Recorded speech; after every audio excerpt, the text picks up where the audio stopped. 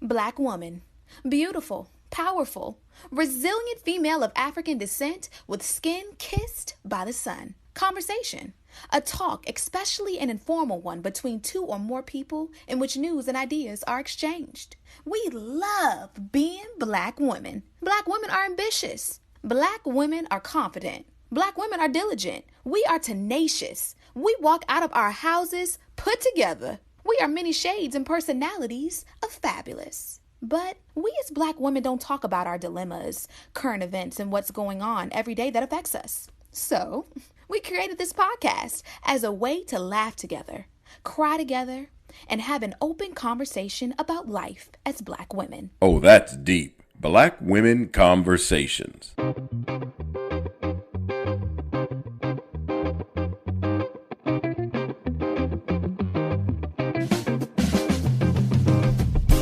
Hey, Nicole. Hey, Janine. How's your week been? The week has been okay. I'm so glad that this is not a video podcast. Y'all, I look a mess. Let me tell y'all, this week, J15 happened like a couple of days ago, right? Actually, yesterday. Okay, we're recording on J16. So happy Founders Day to the Zetas. But, there's so much that happens in the beginning of January. We forget about all these Founders Days that happen. So you got J5 with the Kappas, you got J13 with the Deltas, we got J15 with the AKAs, you got J16 with the Zetas. So happy Founders Day to all of our Greek family that's listening. But because of that, it's always a good old fashioned time for everybody. And right now it's like all these Zoom things. So of course, everybody has like these Zoom parties.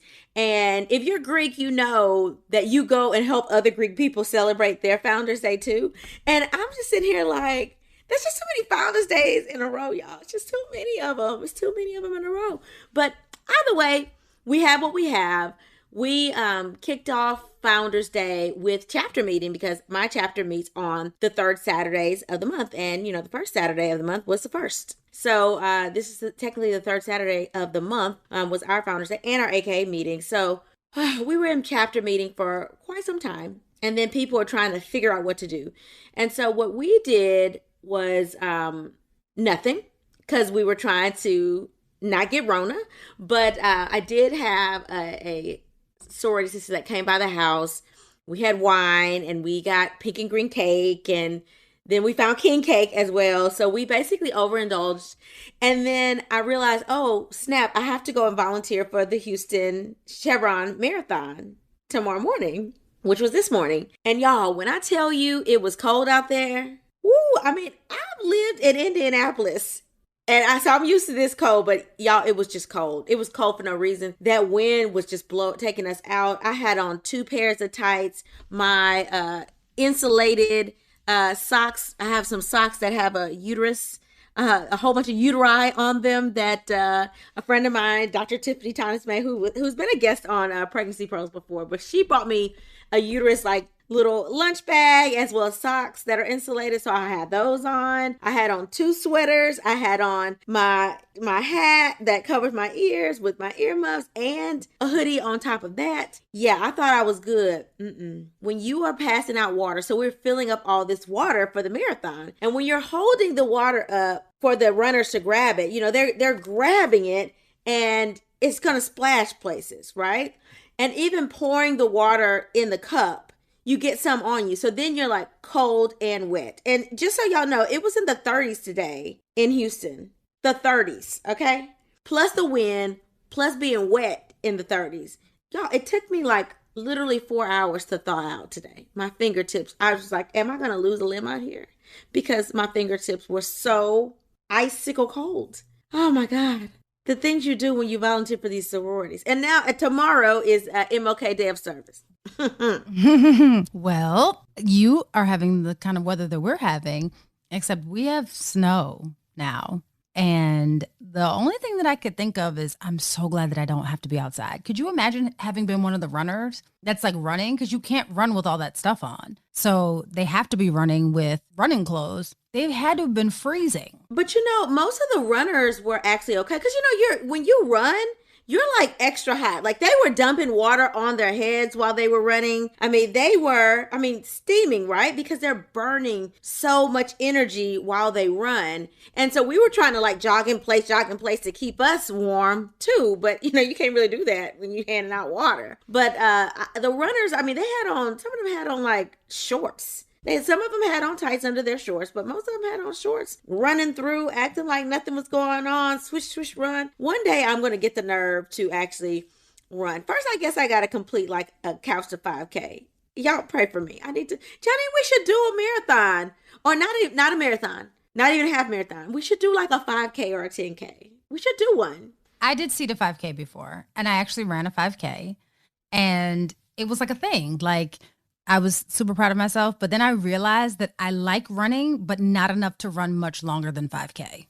Well, that's why I said 5K. We did that thing. What did we do last year? The I Run for Wine. For wine, yep. Yeah, so that was cool because you could do that at your own pace. So I sort of like did like, and then you could do it in your own neighborhood. So I did sort of like a run, walk, trot, rewarded myself with a whole bottle of wine when I got back. But at this marathon, there were spots that handed out like cognac and mimosas. Yep. During the run. So the runners were like, is that beer? No, this is water. This is not the beer station. This is water. And how y'all gonna be running a whole marathon talking about stopping for a mimosa? But okay. Let me tell you, I feel like that's the only motivation. That and money are the only things that could get me to run that many miles. I'm sorry. Like, I can't think of anything else that would motivate me to run 26 miles. Why else? The only form of transportation I have is my legs. I'm confused. Why am I running so far? I feel like I would need an oxygen tank out there. I would be the person that starts it and then call my husband like, hey, can you pick me up on the side street and carry me to the end so that I can get my little participation trophy so I can go home? Because I need oxygen. Like, I cannot physically, my lungs are not conditioned in such a way that I could run long distances. I really envy people that do cross country and stuff like that. But I have never, ever, ever, ever been a runner. Never. Yeah, I think you have more of a gymnast body. You're little. Today somebody asked me if I was a legal midget. Yeah, they did. Yeah, they did. How dare they? You know what? If you're a little person, shout out to you. I don't even take offense to it, right? Because there are little people out here that are living their best lives. But realistically, y'all, come on. First of all, you have to be 4'10" or under to even be classified as a little person. I'm over 4'10". Not much more over 4'10", but I am over 4'10", okay? I am. But yeah, I was asked, I think they were trying to joke. I was like, yeah, no, actually, you have to be 4'10" or under to be considered a little person. For the record, how tall are you? I'm 4'11". Oh, you know what? Okay. Don't do that. Don't do that. Okay. Because I'm a very proportionate I honestly person. thought that you were going to say 5 feet. My mom's 5'1". No, I'm. Okay. You may think that I'm over 5 feet because I do usually wear heels when I'm out and about. But obviously, when you're volunteer for a 5K, you have to wear tennis shoes. So, but yeah, somebody tried to get me. They tried to come for me. They tried to hate. You know what? I've been living with haters all my life. So I was just like, yeah, no, let me school you. You got to be 4'10" or under. And then there are other things that make you a little person. Okay. So there's different circumferences that we measure and ratios that we measure to see if somebody's a little person. And I am very proportionate. I'm very proportionate. So yeah, you tried it. It works. Right. But they did try you. Nicole, I feel like I was your height when I was in like 4th grade. All these people, men like fun size. Okay. So I ain't never had no issue. I ain't never had no issue. Okay. They don't think I'm little. My husband don't think I'm little. Okay. Okay, let's get back on track because I feel like we're about to derail far to the left. All right, Johnny. So what did you do this week? Let me see. What did I do this week? I worked a lot. I feel like we always say that. I feel like we always say either I worked or I had a COVID incident, but I worked a lot this week. I don't really think that I did much. I stayed in the house. And the reason why I know I stayed in the house is because Ken reminded me that I needed to move my car because I hadn't driven it all week. So I was like, So I have really been very diligent about I won't say getting rest because I was going to say getting rest, but I haven't really been getting that much rest. I've been diligent about staying in the house, making sure that I'm not exposed and attempting to get rest. I haven't really been getting much, like I said, but I've been trying. You look 15 times better than before. I mean, your voice sounds better. I'm so glad that, you sat down somewhere. I'm really glad you did that. I tried. I figured continuing to be hard-headed wasn't hurting anyone but myself. So I decided to like buckle down and realize what's really important. Oh, and I got this mindfulness journal. It's like, it's not like a fancy journal, but it's like a mindfulness journal that's in, I think I got it at like CVS or something. And it's actually really helpful. Like it takes 5 minutes of your day. It asks you questions so you don't have to really think of mindful things to like, put in the journal. It gives you some helpful like quotes and tips for the day. It gives me a reminder that I need to drink water, things like that. So it's been kind of fun, but it only takes 5 minutes. So it gives me enough time to use it during my day. But yeah. And then for tomorrow, I am actually mentoring some young people who would like to be in the sports and entertainment industry. So for MLK Day tomorrow, I will be mentoring tomorrow morning. So it should be fun. That's awesome. Oh, we love the children. She just don't want to have none, y'all. She loves the kids, though. She does love the kids, though. I do love the kids. I just don't want to own any myself. But I was actually really impressed with one of the young people that I'm going to mentor, because when I emailed them to say like, hey, I'm going to be your mentor on Monday, he actually responded back to me and said, oh, I'm super excited, and here are some of the things that I'd like to talk about. I was like, go ahead, give me an agenda so I can talk about what you want to talk about. So I was actually super impressed. So I'm looking forward to it. That is dope. A proactive mentee. We like that. Absolutely. Those are the people that go far in life, honestly. All right, now, Janine, what's on your timeline this week? Okay, so yesterday, Republican Winsome Sears made history as she was sworn in as lieutenant governor. So not only is she the first Black woman to be Virginia's lieutenant governor, but she's also the first woman of color to hold a statewide office in Virginia's over 200-year history. So this isn't actually the first time that Sears has made history. 20 years ago, in 2002, she also made history becoming the first Black Republican woman to be elected to the Virginia House of Delegates. So she's kind of been making history for a while now. So let me tell you a little bit about her. She was born in Jamaica, and she immigrated to the U.S. as a 6-year-old little girl. And when she got here, her family settled in the Bronx, and after she graduated high school, she studied electrical engineering in the Marine Corps. She earned an associate's degree at Tidewater Community College, a bachelor's degree at Old Dominion University, and a master's degree at Regent University. If you couldn't tell, she is an advocate for education and was even the VP of Virginia's Board of Education at one point. So aside from education, she also believes in service, and she says that all of the things that she does and all of her endeavors, she does them because she wants to continue the spirit of service that her mother and grandmother gave her an example of. So before Sears started running for office, she actually ran a homeless shelter, and she had even done some like ministry work in the prison system. Sears ran on promises of supporting tax cuts, which we all love, increasing pay for teachers, as well as providing funding for HBCUs, which is awesome, right? So Sears has truly made history, and we should celebrate her. But there's a bit of hesitation in her celebration, and let me tell you why. There are some things that are kind of giving us some pause. So this veteran and business owner is saying and doing some things that are kind of causing us to give her the side eye. Sears initially drew attention when she used an image of herself with a rifle as a campaign photo. She also tweeted the same image out, and basically she's standing just, with a very large rifle. And in this tweet, she says that she supports, our Second Amendment. And she also says that she would never support a red flag law. So for those who don't know, the red flag law is a gun control law that permits police or family members to petition a state court to order the temporary removal of a firearm from a person who may present a danger to themselves or others. Seems like a pretty logical law. But she said in this tweet with this campaign photo with her and a rifle that she would never support a red flag law. So it seems quite Republican of her, right?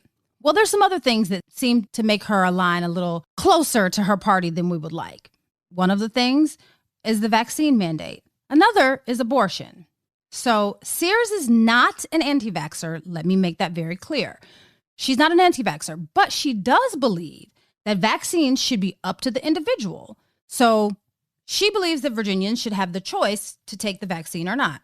She also believes that you shouldn't have to be required to show your vaccination card to get into any establishment. I think that the exact thing that she said was, I don't feel like I should have to share my medical records with a waitress.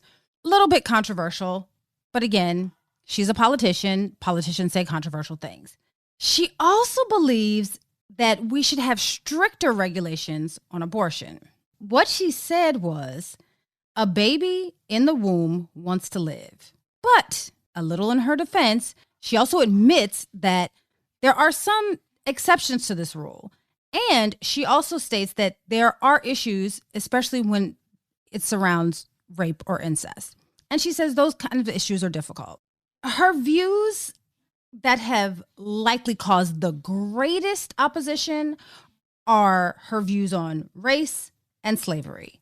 Sears wants to ban critical race theory in schools as she believes it's divisive. She believes that teaching critical race theory in schools divides the students, and you should not divide the students more. We should just move on with things as they have been. As she says, Black people are overcomers. She says that we've overcome segregation and racism and a number of other things. But Sears admits that slavery did take place, but she feels that we, quote, shouldn't dwell on it. Her exact quote was, slavery happened, absolutely, and there are some vestiges of it. But how long are we going to go back there? So essentially, she's saying that we should be past it at this point. She prefers, as she admits, she prefers to focus on how much we have progressed. Now, she cites her own personal situation, being an immigrant from Jamaica, having gone through the education system, and all of the things that she had to overcome as an example of how anyone can succeed if they just try. She believes that regardless of race or circumstance, if you try and continue to educate yourself, you can succeed in the United States of America. Now, we have also seen time and time again that that's not 100% true, but we won't go there. I know that we should celebrate her because she's a Black woman, and we should celebrate Black women of all walks of life. And you know what? Honestly, we do celebrate her. We celebrate her because she's the first. She's been the first before.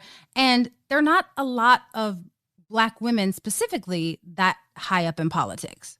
I'd like to think we celebrate her accomplishments and we celebrate how far she's gotten. But we know that it takes all kinds to make the world go round. And we can still acknowledge that there's some parts of her belief that we can't agree with. It seems that she's a bit tone deaf.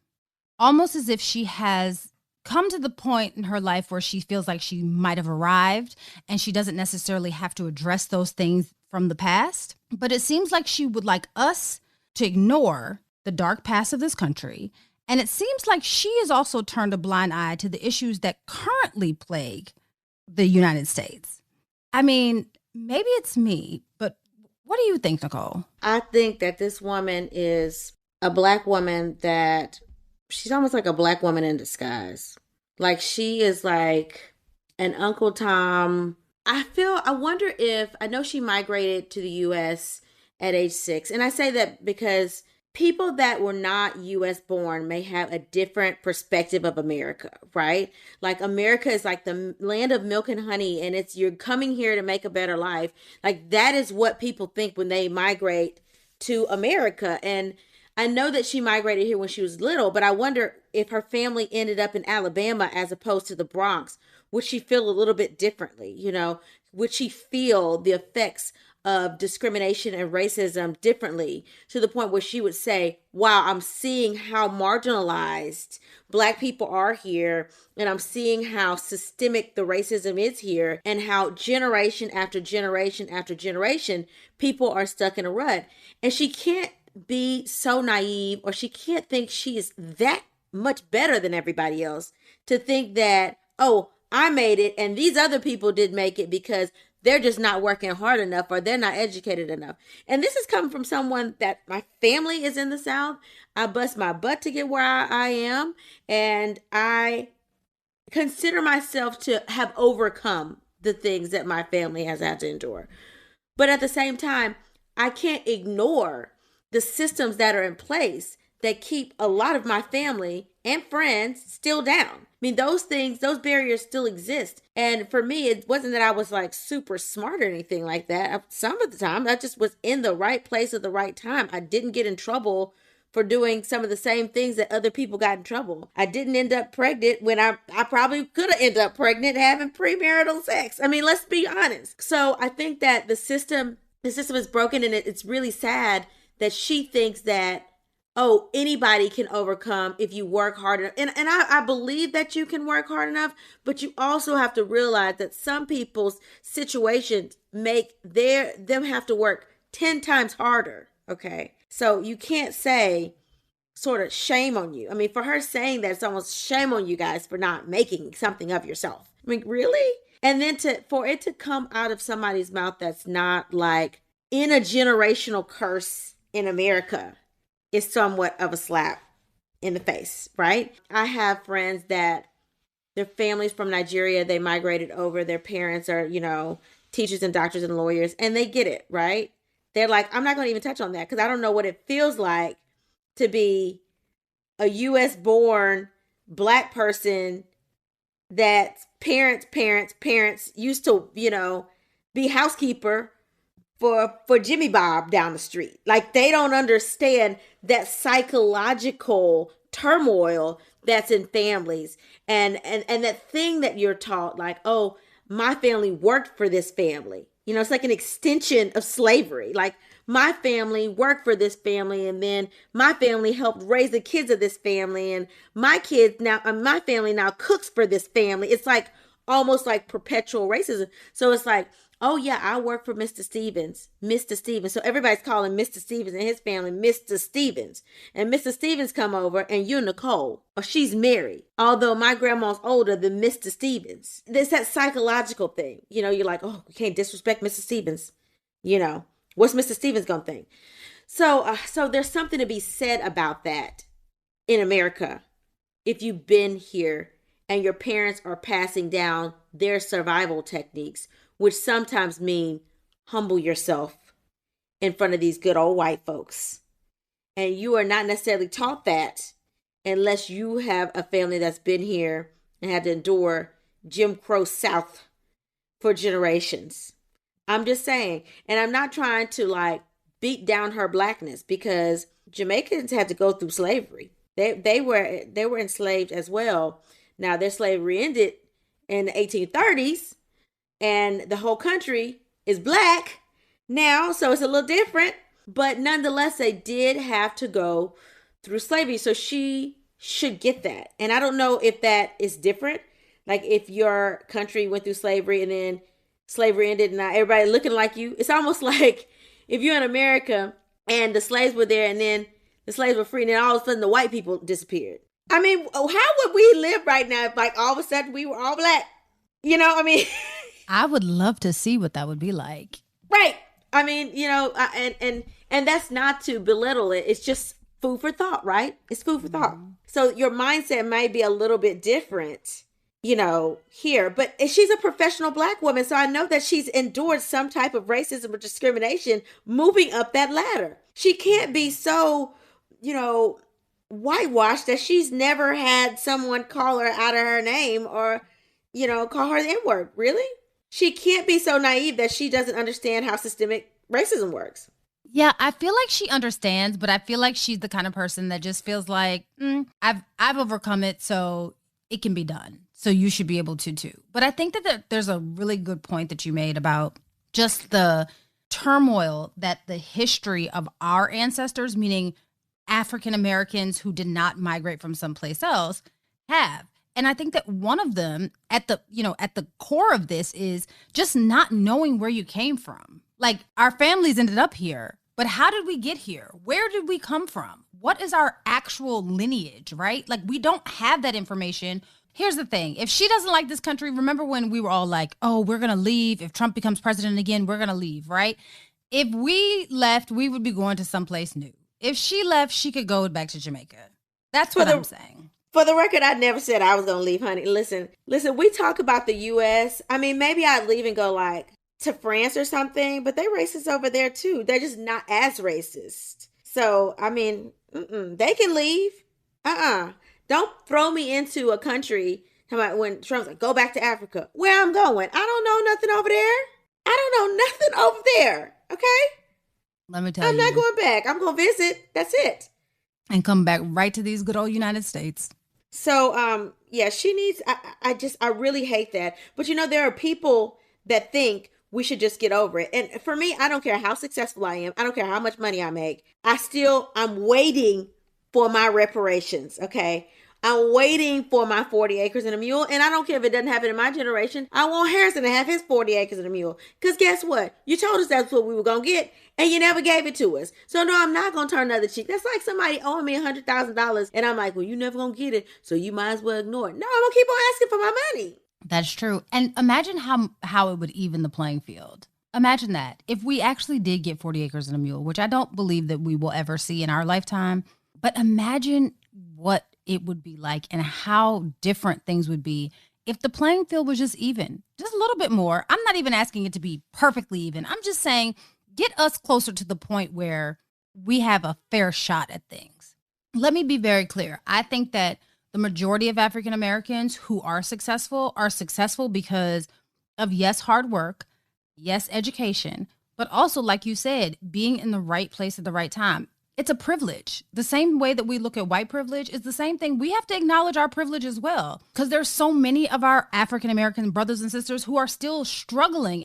But I think that we have to acknowledge that, systemic racism still exists and it still affects us day to day. It's not just like, oh, pull yourself up by your bootstraps. Well, what if you don't have boots and they don't have straps? Then what happens? Then how do you do it? That's the part I think that she's ignoring. Well, the other piece is, I think that 40 acres and a mule, like, there's not enough acres anymore, right? Like, there's just too many black people. But I mean, can I get a tax break? Can we not pay taxes? Then what happened? Everybody be trying to sleep with black people. They'd be like, no, we gonna have this baby is 1/16 Negro. We need our reparations too.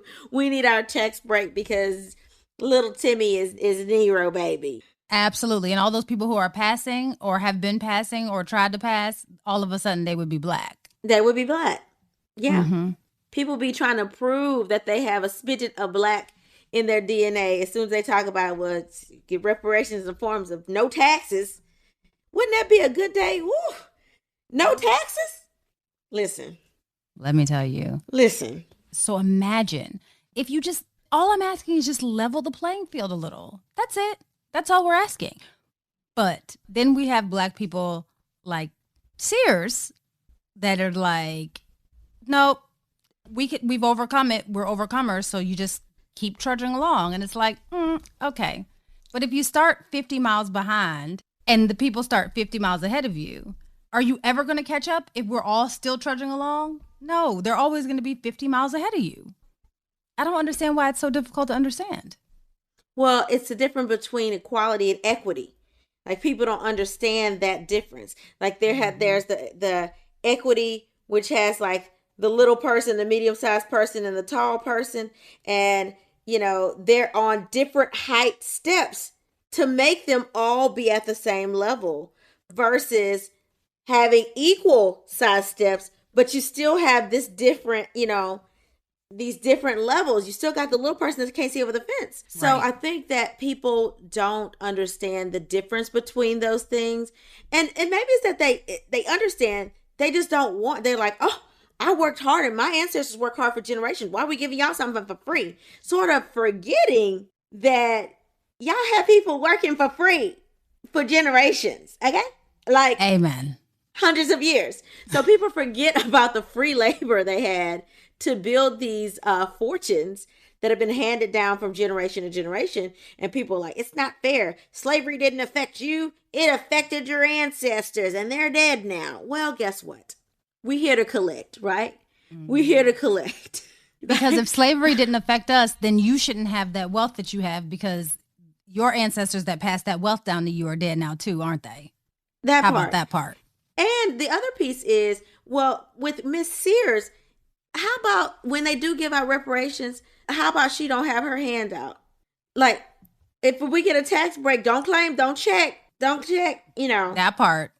She might not qualify anyway because her ancestors weren't enslaved here in the U.S. All right, Janine. So, this important topic, should we turn the other cheek on this slavery issue or not?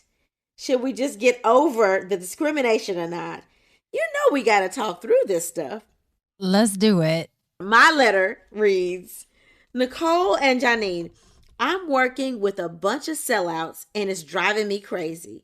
As a senior project manager for a Fortune 500 company, there's already only a few of us. One day, the other Black person in my division and I were at a casual lunch when we overheard one of the Caucasian coworkers talk about being offered a raise. The person he was talking about said the company usually offers all senior managers raises every 2 to 3 years. Now, both of us, meaning both of the Black people, have been with the company for over 3 years. I asked for a raise a year ago and was told that no raises were being given due to losses from the pandemic. As the highest managing producer, I thought that this was fair and that if I didn't get a raise since I was the highest performer, then no one would get one. I talked about this act of discrimination with my other Black coworker. However, he didn't view the act as racist or discriminatory. He said we need to stop playing the race card. He thought my denial of a raise was unfair, but thinks I should just lay low. Ladies, are we at a point in society where we can't call out racism? I guess the Black Lives Matter movement has desensitized even other Black folks. What do you think? Until there is true equality, I don't think that we're ever going to be at a point where you can't call out racism. I don't think there's ever a point where you can't call out prejudice. I think that it's important that when we see it, experience it, you say something about it. Because at the end of the day, the only way that we got to this point in society is by someone calling out the nonsense that someone was doing prior to this. Now, here's the other part. If you feel like calling this out is going to somehow cost you your job, then you have to be strategic about this, right? You can't just go and say, well, I heard and this is what happened and blah, blah, blah, blah. Do your research. Have a conversation with human resources. If you have a human resources line, almost every job has systems in place where you can report these kinds of things anonymously. If your company is one of those companies, which if it's a Fortune 500 company, I'm pretty sure that it has one. If that's the case, then, take the right steps so that you can get what you rightfully deserve. If everyone else is getting a raise and you're the highest performer, you should be at the top of the list of getting the raise. So I don't understand. If it were me, I absolutely, regardless of what my coworker said, I absolutely would bring attention to it and say, help me understand why this is happening. If you are not doing something improper, then open your books to my lawyer so that my lawyer can see what's going on. Because they're not going to open their books to you because they don't have to. But open your books to my lawyer. So if everyone else is getting a raise every 2 years and I've been here for 3 years, help me understand why I haven't received it. Now, your coworker, on the other hand, might be just saying, don't play the race card because they don't want you to mess it up for everybody. But the problem with that is not playing the race card when it's a clear racial situation, unless there's some other factors that are playing into this that you did not mention. When it's a clear racial situation and you don't play the race card, it doesn't help anybody. So go ahead, play the race card, do it strategically, and get your money. Real talk, get your money. It's one thing if someone wants to be racist. It's something completely different when their racism affects your money. If you don't go get your money, if it were me, I don't care what my coworker said, I would be getting my money. What about you, Nicole? She's the highest producer. She's a senior project manager. She was told a year ago that she's not going to get a raise because of the pandemic. Maybe that was the truth. Okay. Now, what I would do, and I say that now, Johnny's giving me the side eye, because I really do think that there are some biases at play, right? Do I think it's blatant racism? I don't know. But everyone has a bias. It's unconscious. When I see another black person walk around, another black doctor, I'm like, hey, I'm going to stop. I'm going to talk to that person. I'm going to say, how you making it? Because I can identify with that person. White people may not go that far because they're like, it's a whole bunch of us, all right? But they're going to identify with a Caucasian doctor probably more than they identify with a black doctor. Likewise, your Caucasian boss probably identifies more so with your Caucasian coworker than you. Okay. And you should know that from back. Okay. But you got to give people the benefit of the doubt. Now, what I would do is I'm always looking for a new job. You can ask Janine, I am always looking for a new job because I don't own nothing. I don't own this company. This is not my company. The company want to act up and piss me off. I always have a backup plan. I always have a backup plan. So my thing is get you a backup plan because you need to know your own worth. And if you know you're the highest producer and they have not given you a raise, and I would ask for a significant raise. They're not giving you a raise and they didn't give you a raise last year. And now a whole year has passed and they offer somebody else a raise. And the thing is offered. That's the thing that gets me. That's the word that almost pisses me off. Offered. You ask, they offered. Right? So what I would do is make an appointment. First of all, I'd be online looking for a backup plan. Okay. And I would be interviewing. I would take me some sick days and some personal days and some leave days and I would interview. And then I would circle back and I would make an appointment with my whomever supervising manager. Okay. I don't really know the project management lingo, but the supervisor, whomever gives the raises is who I would make the appointment with. And I would circle back and I would say, hey, this is my performance in the last year. I know that you said the company was in financial difficulty or anticipated to be because of the pandemic, but I'm approaching you again to ask for a raise. Now, if they say, oh, well, we're still in a pandemic, then I would say, well, Timothy was at the table with me and he mentioned that he was offered a raise. Why is it that he was offered a raise and I'm not being offered a raise and I am producing more than him? Please tell me what I need to do to get a raise. And if they can't tell you why Timmy got a raise offer and you didn't, I would look and I would let him shuffle through and I would say, okay, well, I would anticipate getting a raise. And if you could get back with me by such and such date, that would be greatly appreciated. And baby, if they don't get back with you, I would bounce because it doesn't seem like you've been with this company that long anyway. You say y'all been with them over 3 years. I don't know how long over 3 years, but I assume that if you're writing a letter that's proven to me that you deserve a raise and you've been with the company for a while, you'd have been like, I've been with the company for 20 years. You didn't say that. You said you've been with them over 3 years. Okay. So that's not that long in terms of being with any job. So if they haven't offered you a raise and they can't explain to you why you didn't get a raise, and yeah, they might go back and tell Timmy why they're playing golf, say, you can't talk about your raises, right? But we know that we should ask for a raise every 2 years anyway. So you ask then, you're asking now, you're letting them know, I know that you are being discriminatory. That's how you let them know, oh, I was talking to Timmy. He mentioned that y'all offered him a raise and, I've been with the company X, Y, and Z number of times and I'm the highest performer. I'm wondering what I need to do to get a raise. Then you say, you are putting in his face, I'm better than this person.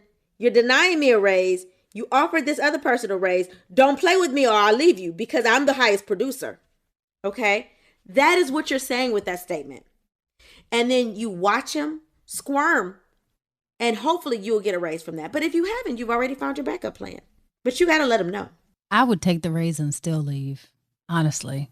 But you're going to take the raise for what, a paycheck or two? Just to prove the point. I would take the raise and then still leave. I think I would just leave because if I have to ask for something that is clearly owed me because they are offering it to other people. If I have to ask for it, then you clearly don't respect me, and I clearly deserve to work in a place where I'm respected. So thanks for the raise, but I'm still leaving.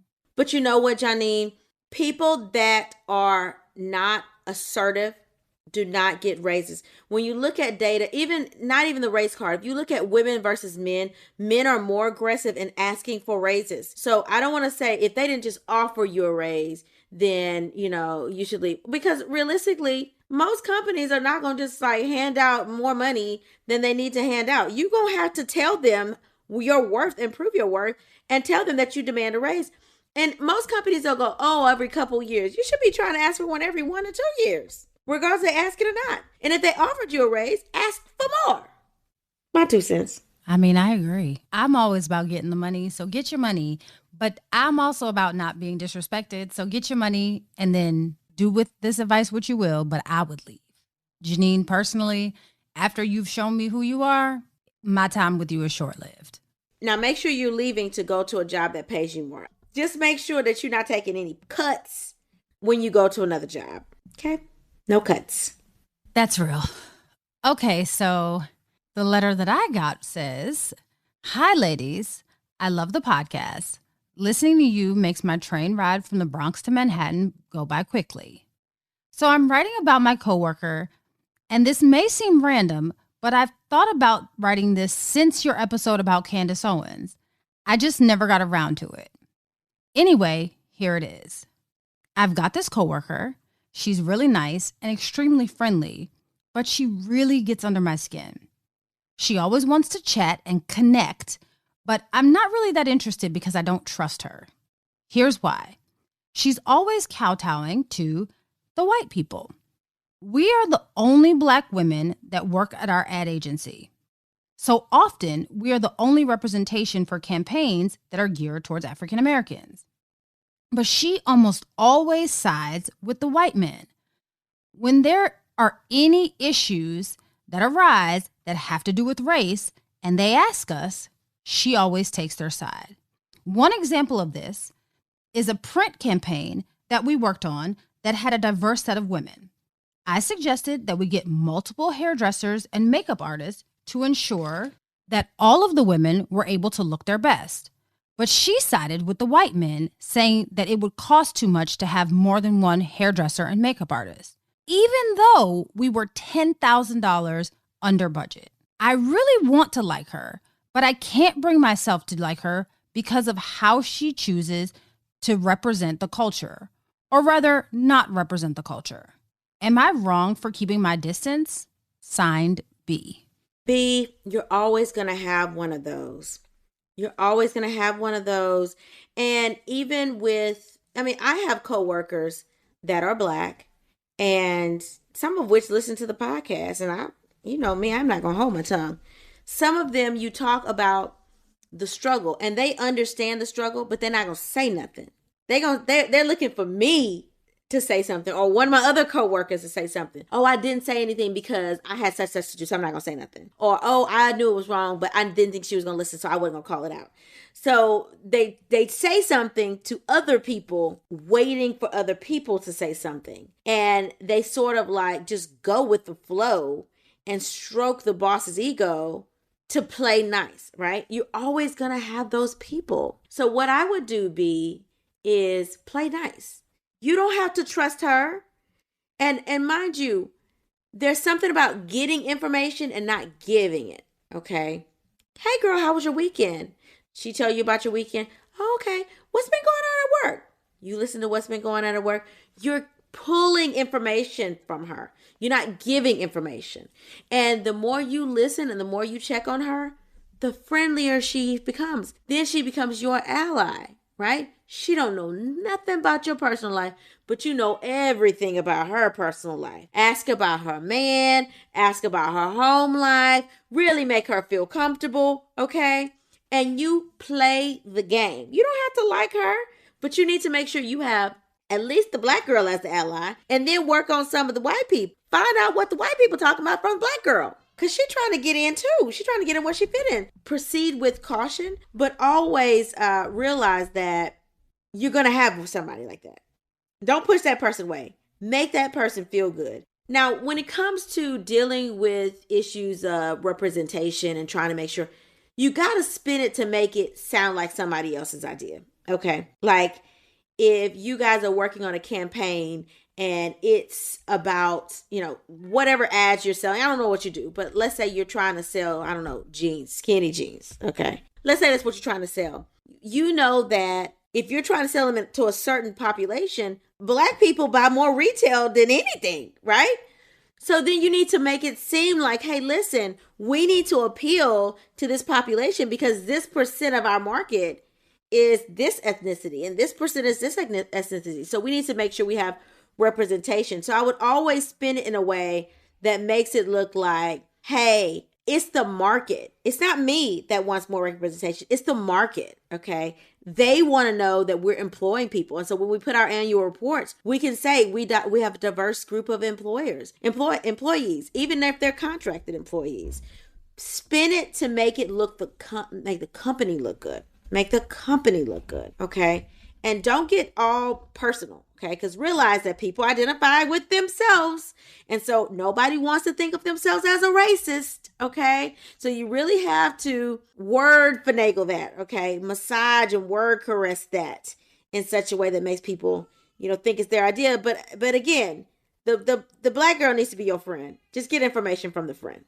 Okay, so I agree with what you said, Nicole. But one of the things that I would like to point out is having worked in the ad industry before, let me just say this. If you let one campaign fail based on the thought process of this group, I promise you, if you make a suggestion, because I've done this before, make a suggestion, they don't follow the suggestion, campaign fails, right? When the campaign fails, they try to figure out why it fails. They'll do a recap, and then they'll realize that they should have listened to you, right? So just do it one time. And let me tell you what it does. You don't have to like this coworker, but I agree with Nicole. You need to keep this coworker close. But if you let a campaign fail, they'll stop questioning your thought process because they know that what you say is correct because you're closer to the demographic that they're trying to reach. I've seen this happen before. I've literally seen a campaign happen. And this wasn't even about race. This was about gender.